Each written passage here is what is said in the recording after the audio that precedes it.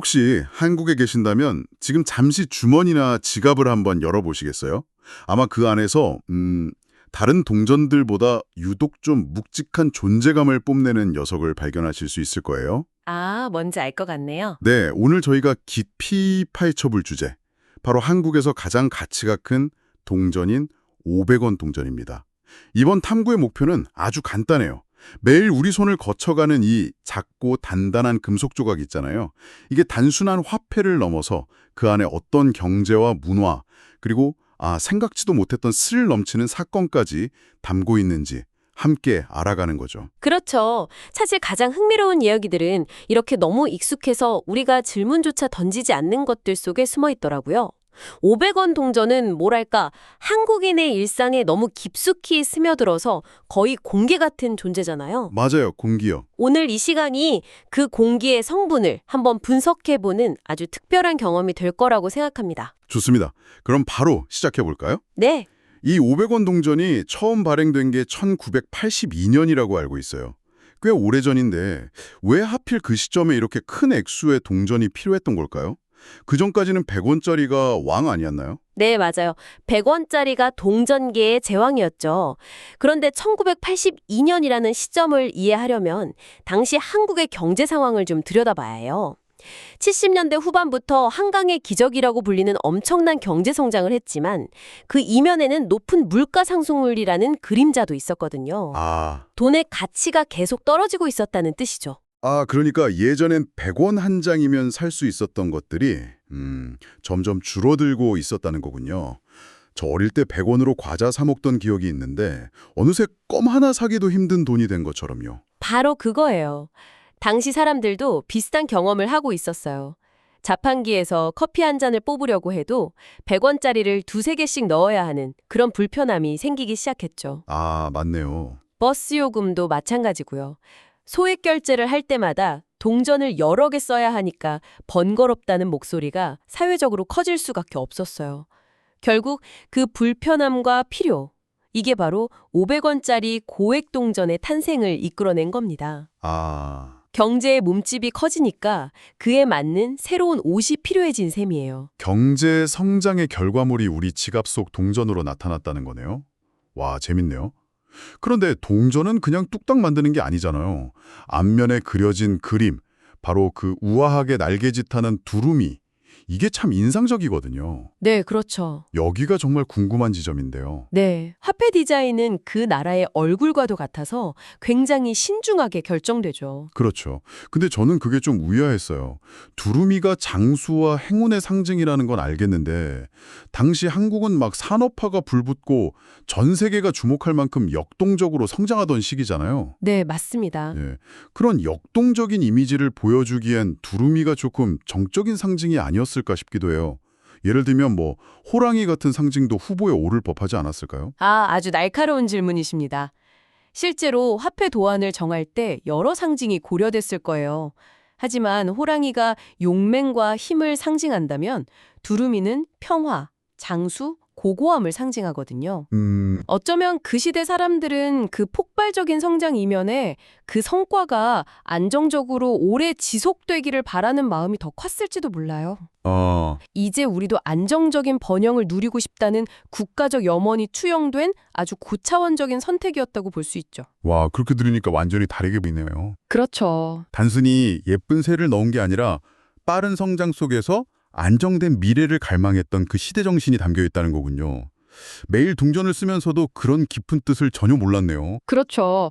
반면에 뒷면은 아주 기능적이에요. 맞아요? 숫자 500과 발행 연도, 그리고 한부금음, 딱 필요한 정보만 있죠.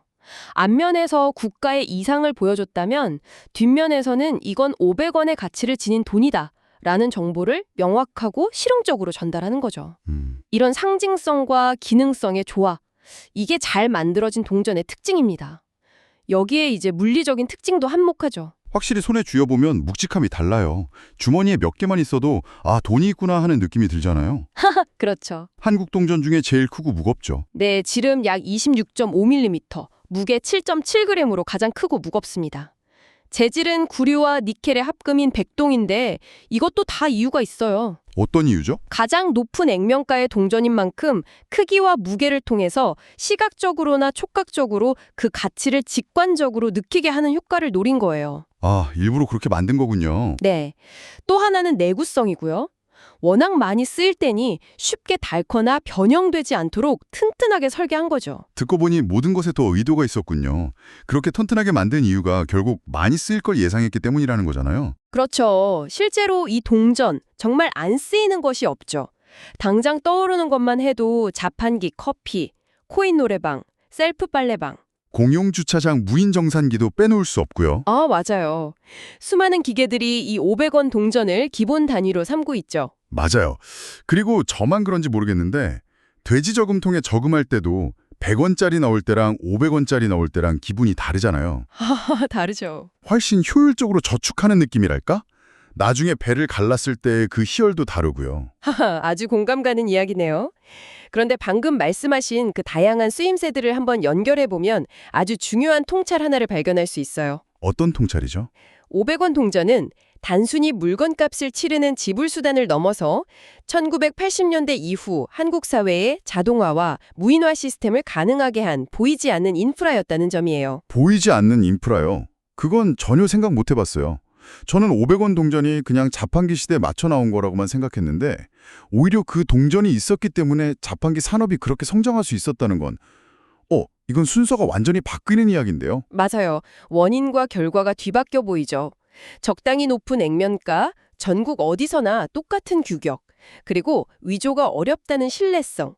이 세 가지 조건이 딱 맞아떨어졌기 때문에 수많은 개발자들이 500원 동전을 기준으로 무인 기기를 설계하고 만들 수 있었던 거예요. 와, 만약 500원 동전이 없었다면 우리가 아는 자판기 문화나 코인 노래방 같은 것들이 지금과는 전혀 다른 모습이었거나 아예 등장하지 못했을 수도 있습니다. 이 동전 하나가 하나의 거대한 산업 생태계를 떠받친 셈이죠. 와, 보이지 않는 인프라라는 표현이 정말 와닿네요. 그런데 그렇게 완벽해 보이던 인프라에 아주 치명적인 허점이 발견되면서 전국을 떠들썩하게 한 사건이 터지죠.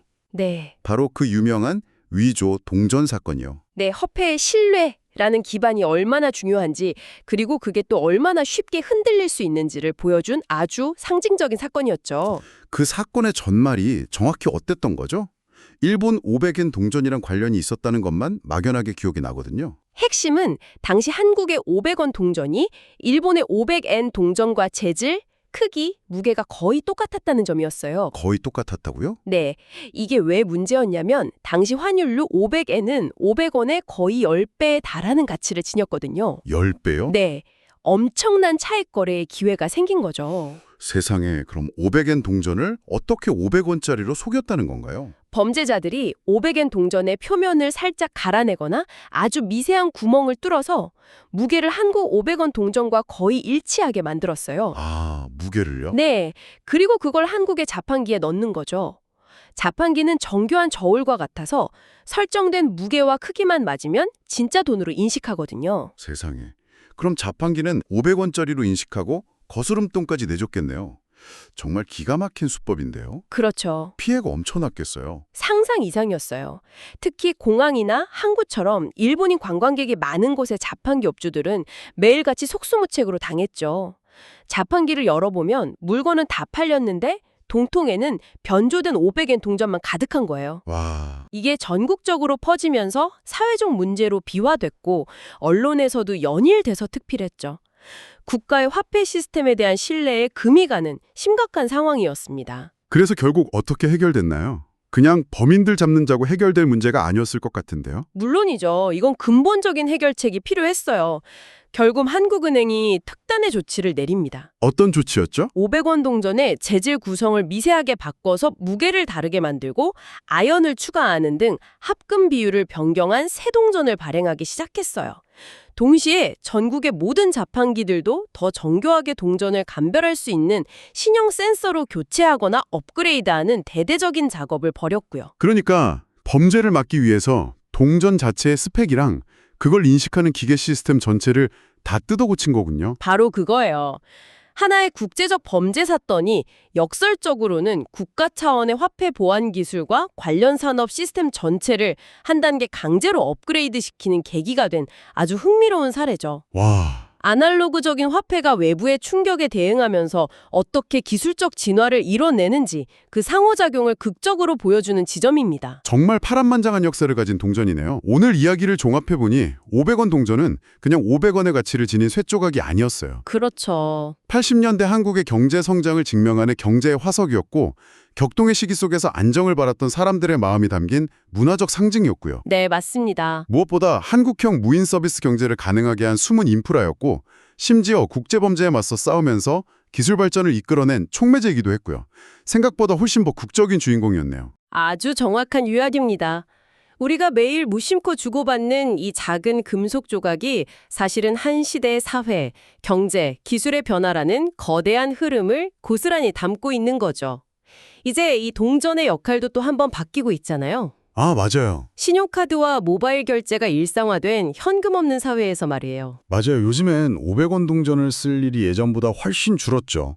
이젠 인프라라기보다는 가끔 마주치는 추억의 물건 같은 느낌도 들어요. 그렇죠. 한때는 경제의 최전선에 있던 주인공이 이제는 서서히 역사의 뒤편으로 물러나고 있는 셈이죠.